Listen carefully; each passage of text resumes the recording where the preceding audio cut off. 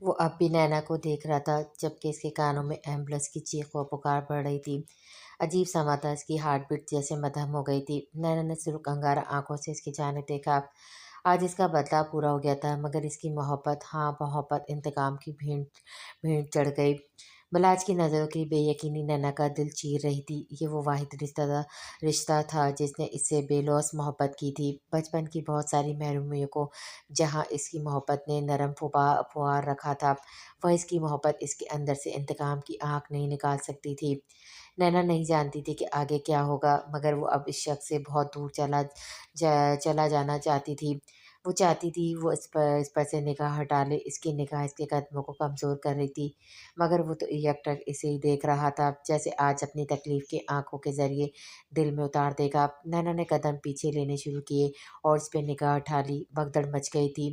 Media درید کی body کو کور کر رہا تھا جبکہ ایمبولینس کا شور بلاج کے کانوں میں ہتھوڑے برسا رہا تھا۔ اس سے پہلے نینا وہاں سے فرار ہوتی، ہارون بلاج کی دھاڑ پر بڑی حویلی میں گونج اٹھی۔ اس بے پناہ شور میں اس کی دھاڑ کی تکلیف شاید اس وقت صرف وہ خود ہی سمجھ سکتا تھا۔ یس سر، وہ بوتل کی جن کی طرح اس تک پہنچا۔ بلاج نے اس کی گن ہولڈر سے بندوق نکالی اور فضا میں ایک بار پھر فائر کی آواز گونجی تھی اور نسوانی چیخ بھی۔ باری اریان آپش کے سسکے بھرتے وجود کو سنبھال رہے تھے جبکہ بلاج پچھلے 3 گھنٹے سے نہ جانے کون سی مارشل آرٹ کر رہا تھا۔ مسلسل آئی سی یو کے باہر وہ چل رہا تھا۔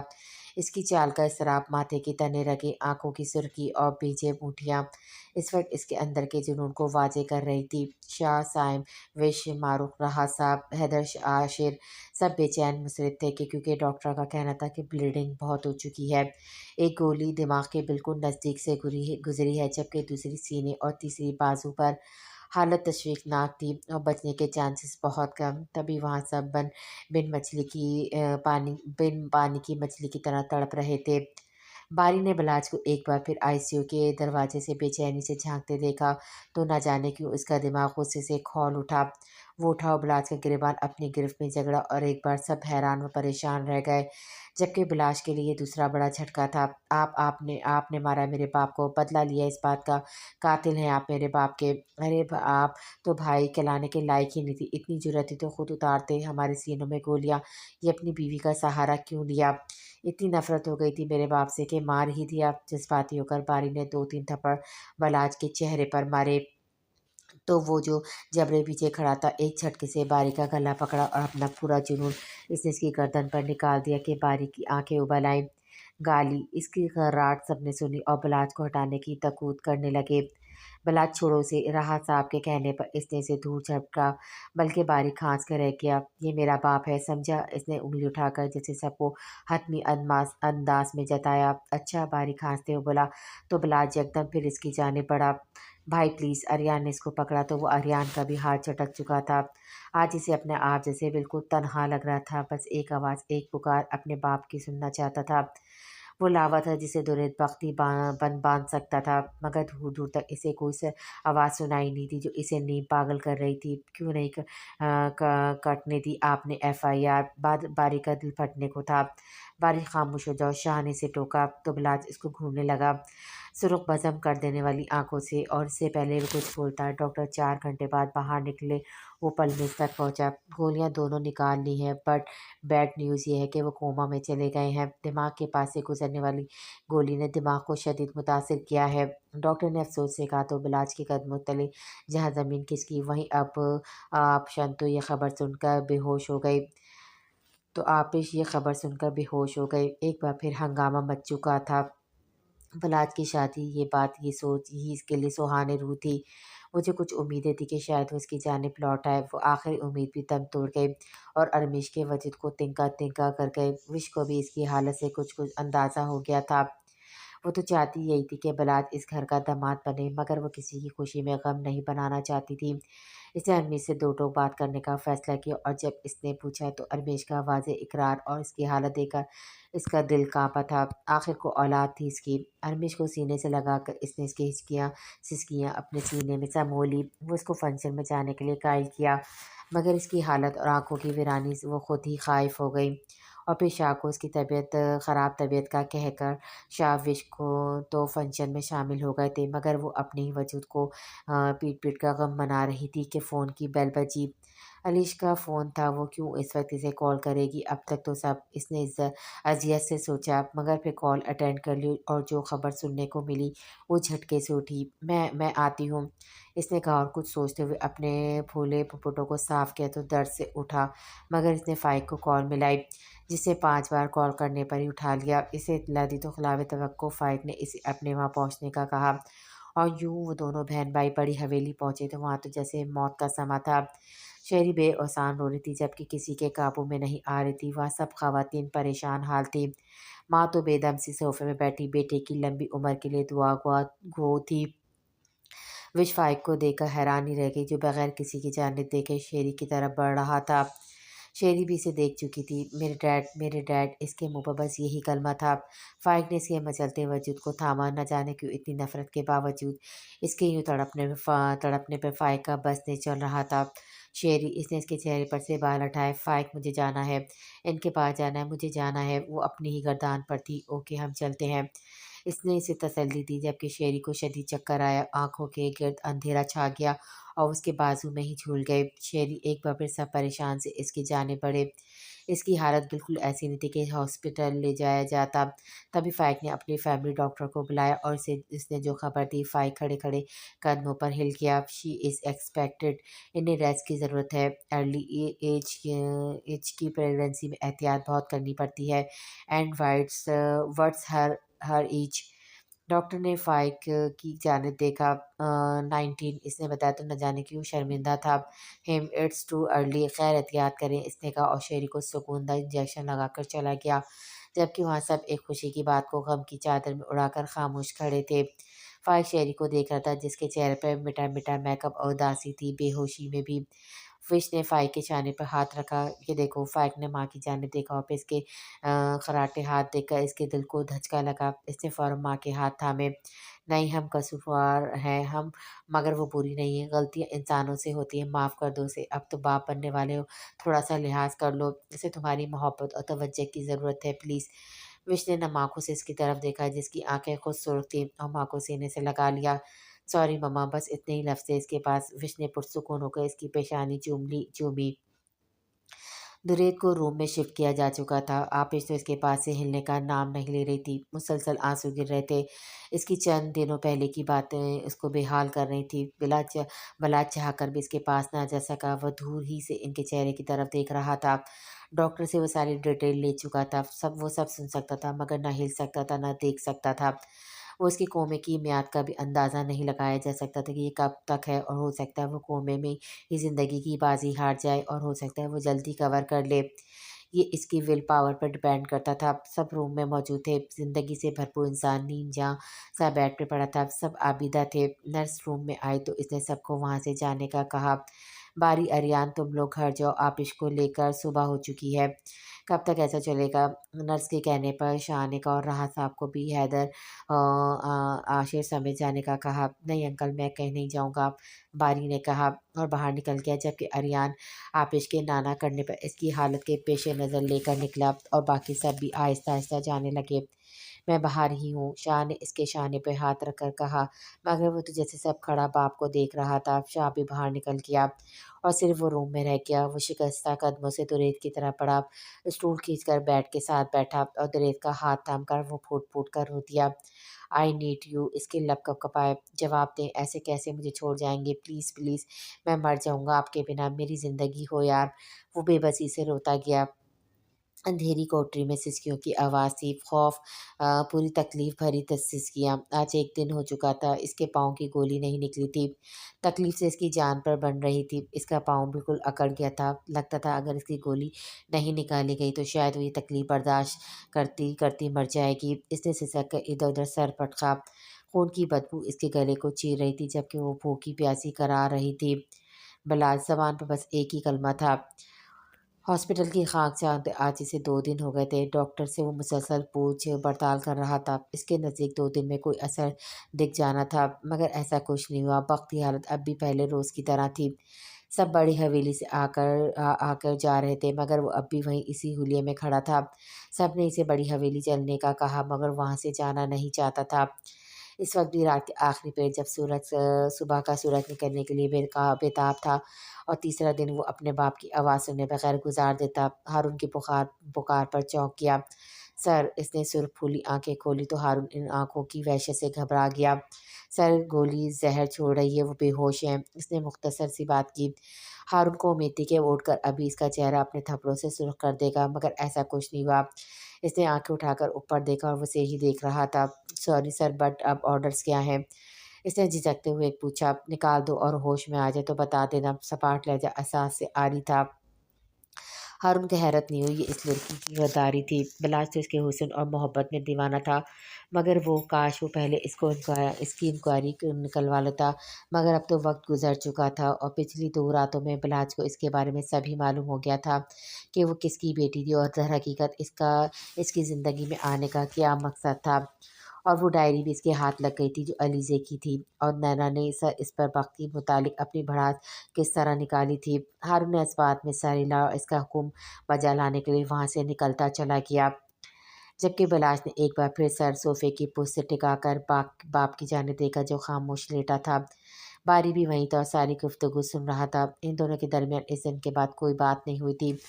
बलाज ने नैना पे कोई एफआईआर नहीं कटने दी, और वो कहाँ थी, किस जगह थी, कोई नहीं जानता था। किसी ने इसको इस लम्हे के बाद भी नहीं देखा था। ये तो सिर्फ बलाज या हारून ही जानते थे वो कहाँ है। बहुत मोहब्बत है आपको अपनी बीवी से, बड़ी अजीज़ है वो बेगैरत लड़की अब भी आपको। बारी ने दांत पीसकर इसकी तरफ देखा, जिसने बारी को शोला बार निगाहों से देखा, मगर बोला एक लफ्ज़ भी नहीं। अगर आप इस पर एफआईआर कटने देते तो मैं इसको फांसी के फंदे तक पहुंचा देता, वो गुस्से से बोला। मलाज अब भी कुछ नहीं बोला, बस इसे देखे गया तो बारी ने पाँव पटके और बाहर निकल गया।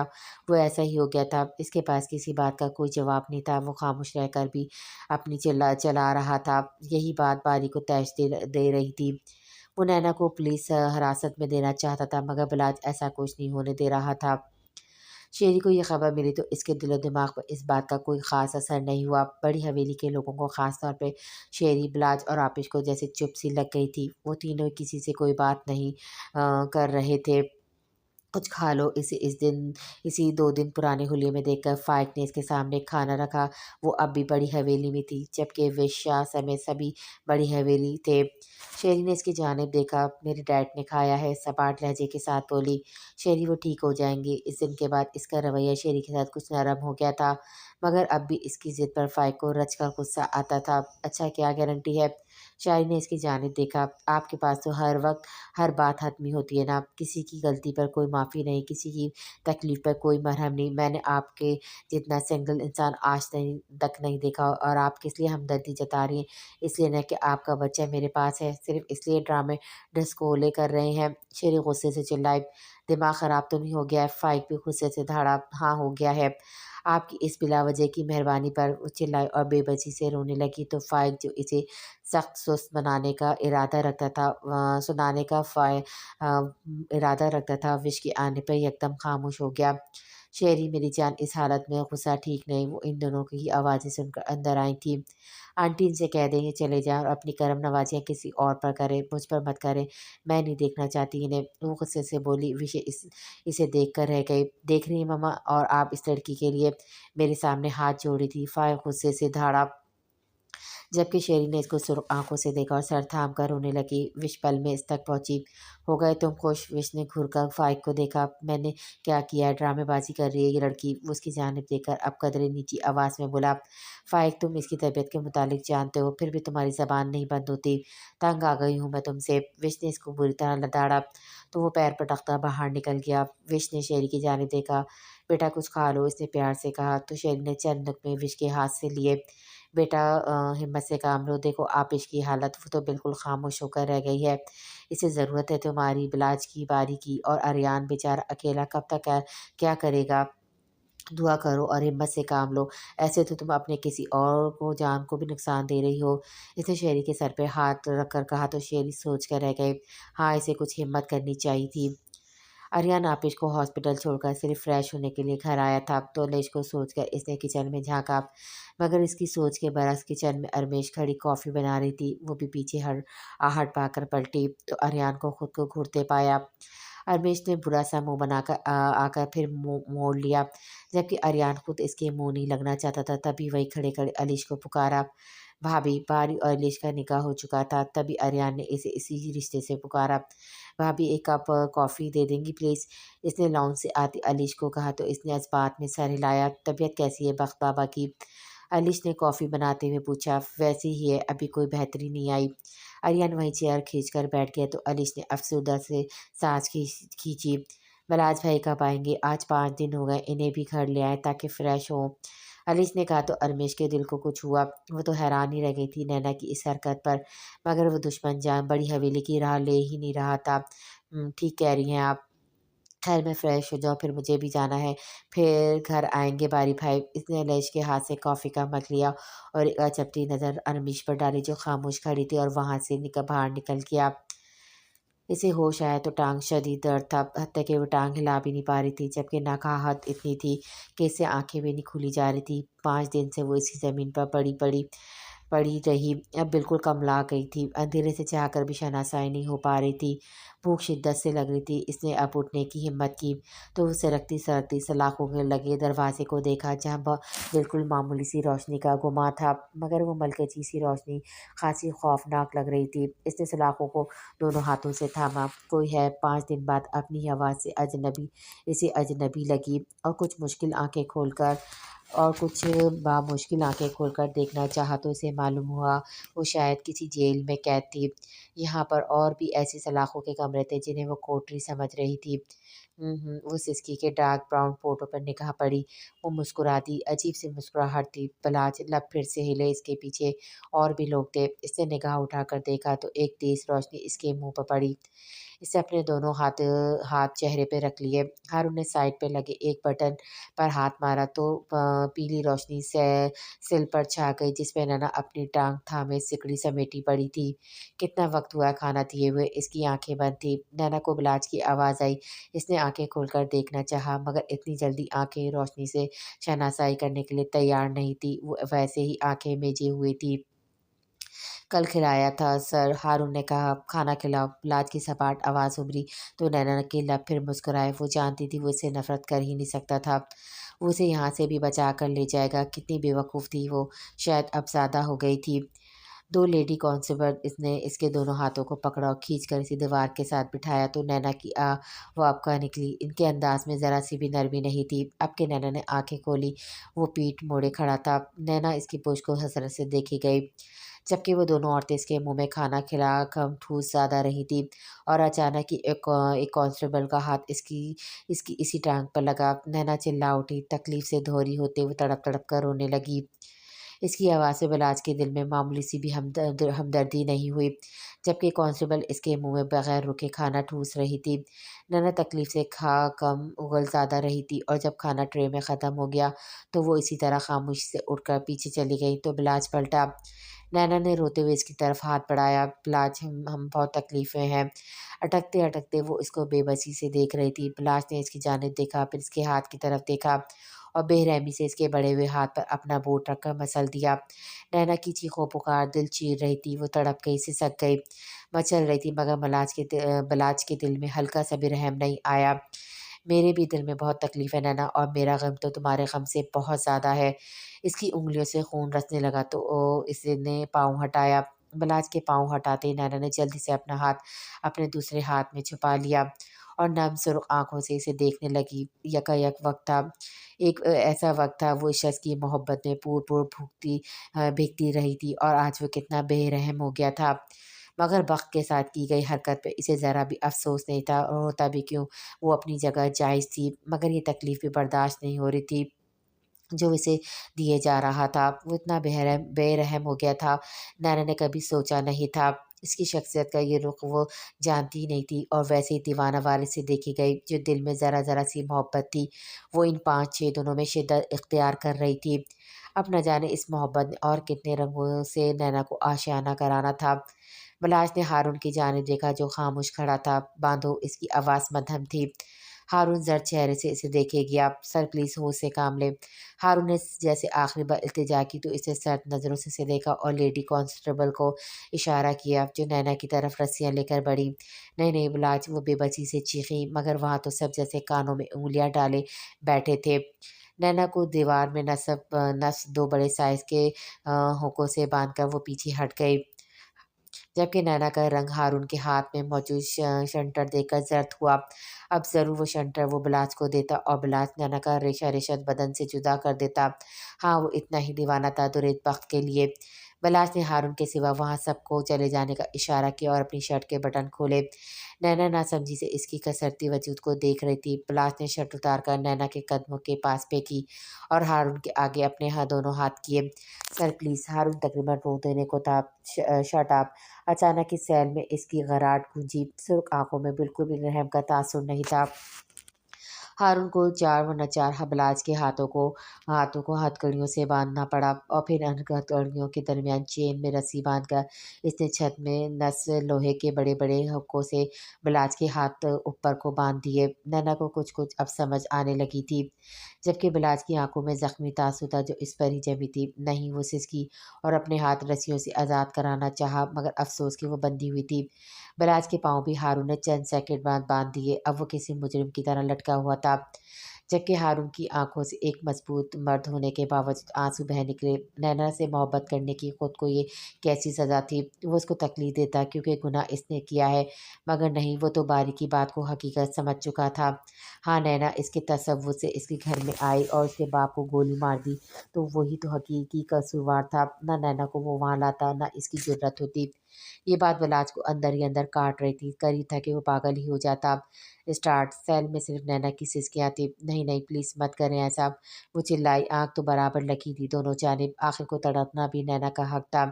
मैं नहीं कर सकता। हारून ने शंटर फेंका तो बिलाज ने शोला बार निगाहों से इसकी जानिब देखा तो हारून बेबस हो गया। एक गहरी सांस भरी क्योंकि वो जानता था अगर इसने ये काम नहीं किया तो ज़रूर कोई बैक स्टेप लेगा और वो यकीनन इससे ज़्यादा सख्त होगा।